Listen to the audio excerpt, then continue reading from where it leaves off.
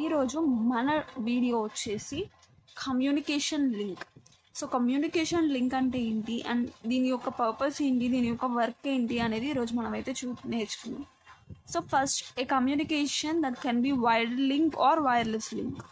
This link can carries the information. The important point to note about a computer network is that it is mainly used for resource sharing.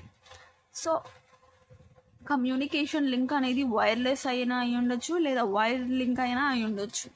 So దీని యొక్క purpose ఏంటి అంటే ఇన్ఫర్మేషన్ని ఒక point నుంచి ఇంకొక పాయింట్కి షేర్ చేయడం అన్నమాట. సో దీన్నే మనం కమ్యూనికేషన్ లింక్ అని చెప్పుకుంటాం. ఎప్పుడైతే కమ్యూనికేషన్ లింక్ అనేది ఉందో అప్పటి నుంచే మనం ఫర్ సపోజ్ ఓల్డెన్ డేస్లో మన ఫ్రెండ్స్ అంటే చాలా లాంగ్లో ఉన్న ఫ్రెండ్స్ని మనం కలవాలి అనుకుంటాం, మాట్లాడాలి అనుకున్నాం. బట్ మనకి ఫోన్స్ అనేది అవైలబుల్గా ఉండేవి కాదు in olden days.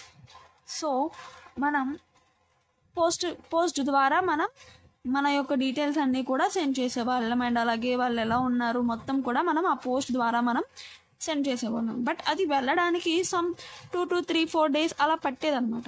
So but ఇప్పుడేంటి అంటే అప్పుడు మనకేమవుతుంది, అప్పుడు 2 to 3 days పడుతున్నప్పుడు మనకి చాలా లాంగ్ అయిపోతుంది, అంటే చాలా డేస్ వెయిట్ చేయాల్సి ఉంటుంది.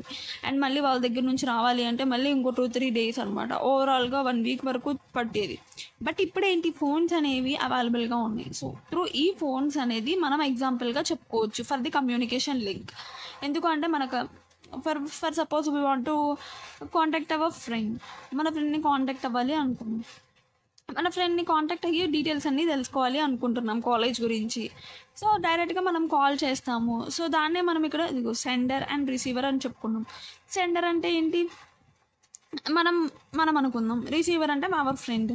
సో సెండర్ అండ్ రిసీవర్, మనం ఏదైనా ఒక డేటా, మనం మెసేజ్ కానీ, డేటా మీన్స్ మనం కాల్ చేసి అడుగుదాం అనుకున్నాం ఏదో సంథింగ్ డేటా కాలేజ్ గురించి.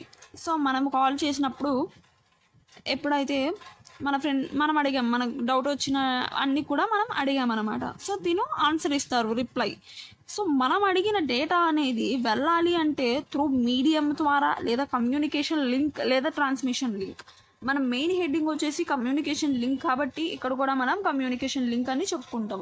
బట్ ఈ 3లో ఏవన్నా కూడా మనం ఈ కమ్యూనికేషన్ లింక్ అనేది చెప్పుకోవచ్చు. సో ఓవరాల్గా కమ్యూనికేషన్ లింక్ అనేది అర్థమైంది అనుకుంటున్నా. ఇంకేమైనా డౌట్స్ ఉంటే కనుక కమెంట్ సెక్షన్లో కమెంట్ చేయండి. సో నేను మీకు డౌట్స్ అన్నీ కూడా క్లారిఫై చేస్తాను. సో మీకు కానీ వీడియో నచ్చినట్టయితే నా ఛానల్ని సబ్స్క్రైబ్ చేసుకోండి. అండ్ అలాగే నేను లాస్ట్ వీడియోస్లో ట్రాపాలజీస్ గురించి అయితే డీటెయిల్గా ఎక్స్ప్లెయిన్ చేశాను. సో ఆ వీడియో కూడా చూసేయండి. Thank you.